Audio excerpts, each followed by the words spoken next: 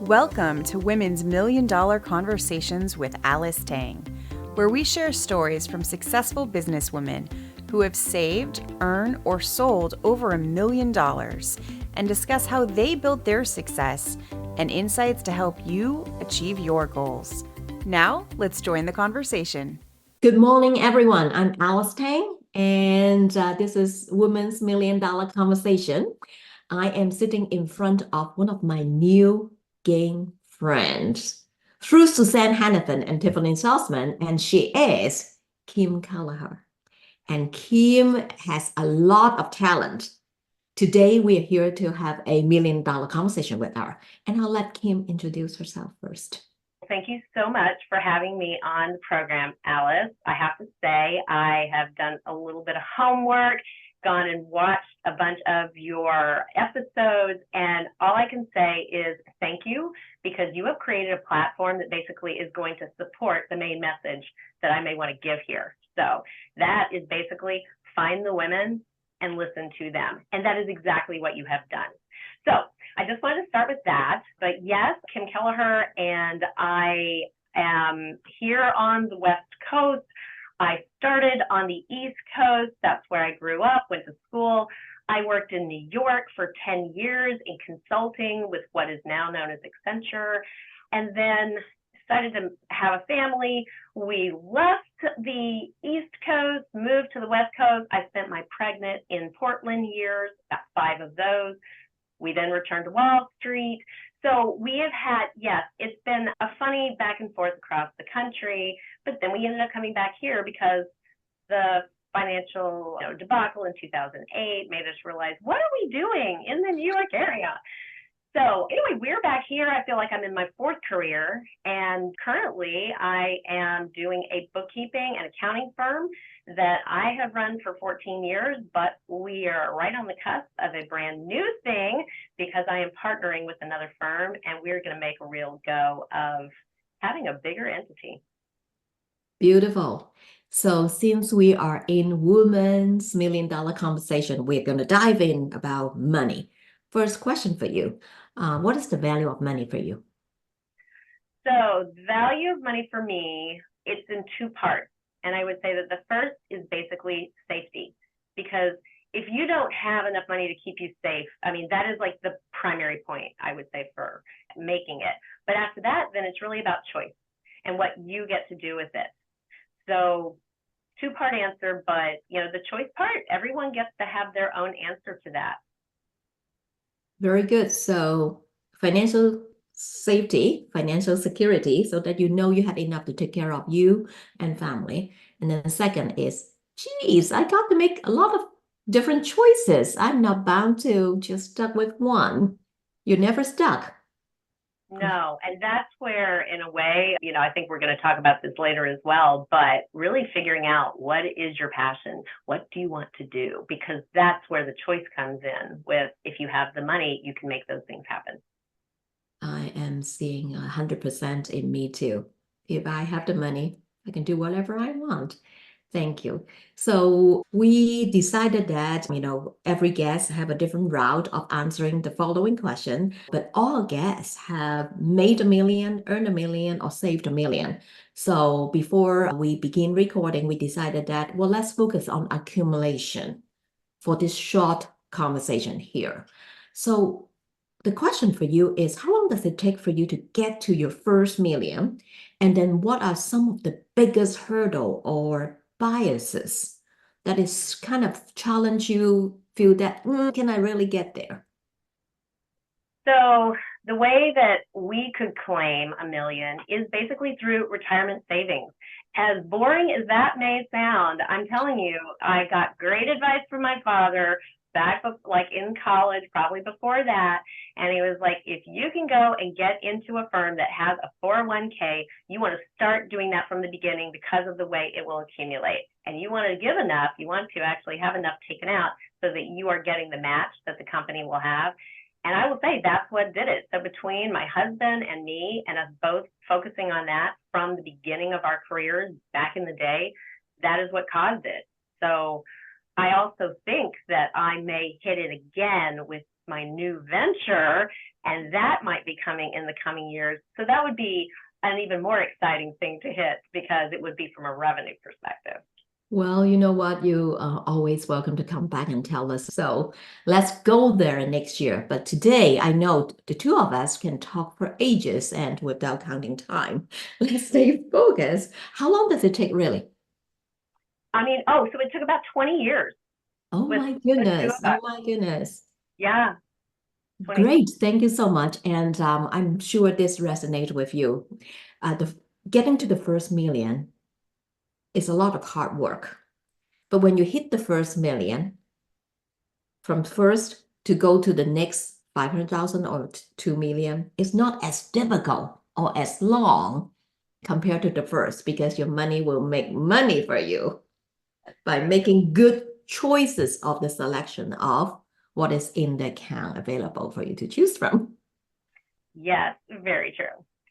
Awesome. Awesome. So is there any biases or hurdle that you have to overcome to get to that million? What's interesting is I had a corporate job for 10 years in New York, consulting, fairly high pressure, I'd say. And during that time is when you're really putting into the retirement savings, right? But that's where, at that time, now, Alice, let's be honest, I started working back in 1989. So this is now a long time ago, and I feel for any younger women, they may be like, the time she's talking about is like a long time ago, and this not today. But all I can tell you is what my experience was. And basically, at that time, especially everyone, my friends were working. I had women that were very, really strong, very powerful, all this. And it kind of came down to, hey, you get married, and then are you starting to have a family? And for those that did, at that time, it really felt like you were on this super highway of a career, and you either are going to stay on it or you are going to get on the off ramp and you leave. It felt stark. That was for me, and that was living in New York at that time. And I, at that time, was looking at what work was like, and it was not very hospitable to women. I saw women trying to make partner in the firm, and they're pregnant, and they're there at 9 at night, and they have to commute home to Westport, Connecticut. I just went, that is not for me. I was not that excited about the work there. So I decided I took the off ramp. And I think my point is the bias is then when you leave an off ramp, at that time, no one ever asked you about what your job had been. No one asked you what you still could do. It was all about, how many kids and what sports are they in? There was just nothing. So there was definitely, I feel like, a bias, at least where I was, of, you've gotten off the track and now that's what you do. And I just feel like that ended up being pretty limiting. Yeah. I would say the perception bias probably is, I don't know how best to put this, since English is my second language. People perceive people certain way. If you have 5 kids, you're raising them, that means that you can't have the same career because what we think is the woman should take care of the kids. Yeah, that was definitely true, but I think really happened to women in that time and friends of mine was that you made the choice that was right for you. And it was almost like you were pitted against one another because, you took the career where you're not taking care of your kids. And the career people were probably like, you have decided to abandon everything that you ever were trying to build. And looking back on that, I didn't want any part of it. And then I thought, I can't really do all of this well, so I'm going to focus on the kids. And I feel like, I don't know, was society sort of telling me that? And that's now your job. And I kept that job for so long, and I didn't even think about really re-entering the workforce until I did a little entrepreneurial thing on my own. But it was like corporate, I don't know how to juggle that. So it really was just this wall. You need to choose. And I'm really hoping that things are changing today. I hope too. I hope too. But in real fact is, I think a lot of today successful women friends that you and I have in common, they have the cake and eat it. But it's not about balance of life. It's all about the priorities for today.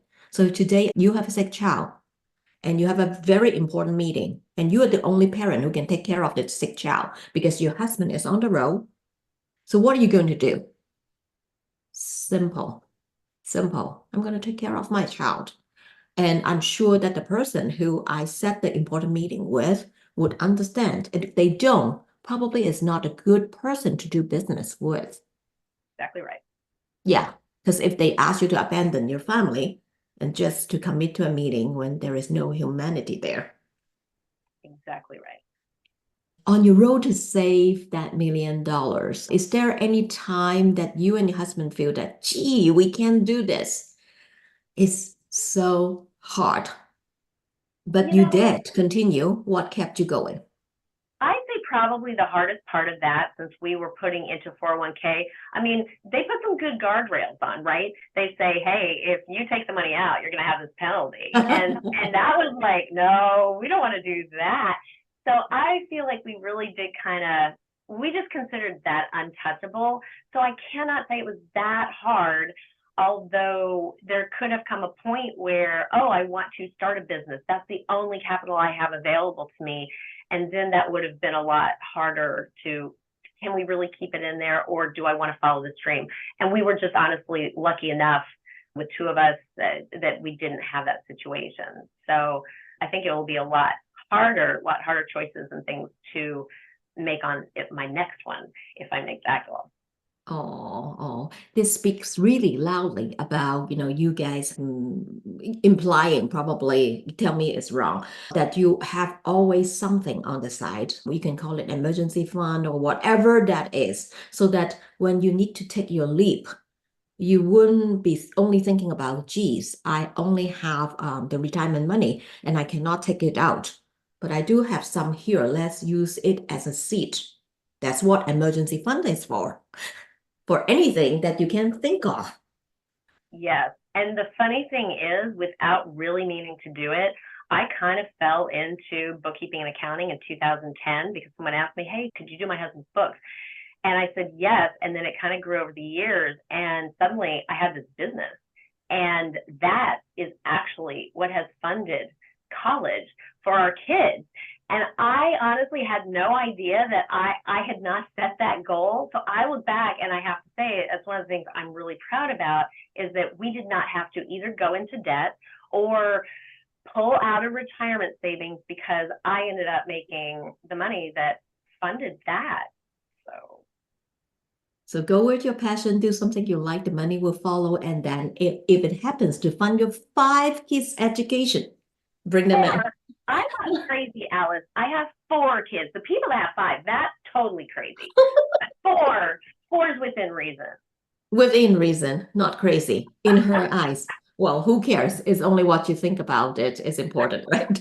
All right, we got it. When you're making a very big decision, when the stakes is really high, financially, obviously, what process do you go through, or do you just go by your gut? So basically, I am a researcher. I tend to, like when I started really focusing on this partnership, I go read a lot of books. I listen to podcasts. So when I've got some big decision to make, or which way do I want to go, I definitely look for all the things out there. I've heard a lot of people on your show say I go by my gut, and I love that. And I have some of that, but I feel a need to collaborate. And so not only will I look to, let's say, experts via books, podcasts, things like that, but people that I know, I trust, very good friends, my husband. I mean, he is my main, like, what do you think about this? And then often we will get into a big argument. Why do you think that? But, I really value his judgment. So it's really a collaboration. And I don't necessarily feel like, oh, I'm the only one that can figure this out. I really like hearing other people's opinions. That's awesome. But the seed is in your mind first, right? Because if you don't have the seed, you don't have that desire to, I may be able to do this. We don't need to go through the research for what? Oh, yeah. I don't like doing things I don't want to do. So, no. The audience of this show relates to you, and they are asking, what is one piece of good advice that Kim is going to give me if there is only one? Of course, there is 10, but give them the best advice ever that you'll give to any young woman. So what I would say is what I said at the beginning, and that is find the women, listen to them. And why I say that is based on my story over the past 2 years, when I decided, hey, wait a minute, let's try and make this thing bigger. well, I didn't know what it was going to look like with me not being the one doing the work. How do I become the one that's actually here working on the business, and then other people are doing the work? And I read books, and what was so interesting is all the books are written by men. Woohoo! We have to Why change that because we just interviewed somebody who exit the business, get a pile of cash, no earn out, and I'll introduce you. I would love that, because we need more books by women. So basically, I know this sounds funny, but there are accounting influencers out there, just like the YouTube influencers and all that, but they are out there, and a lot of them are men. And a lot of the messaging is, here's how to 10x your firm and how to sell it for $10 million. And I went, I am not interested in that. I actually have this very specific mission for what I want to do within my firm, with providing flexible work for women. And this is not it. So then I happened upon, and I got to name drop one name, Keila Hill Trawick. She is an accountant, and she has a podcast by the name of Build to Enough. And she is all about being very intentional. Here's my business. Here's exactly what I want to do with it. I do not need to make my million and then 5 million and then 10 million. She's like, I know what I want.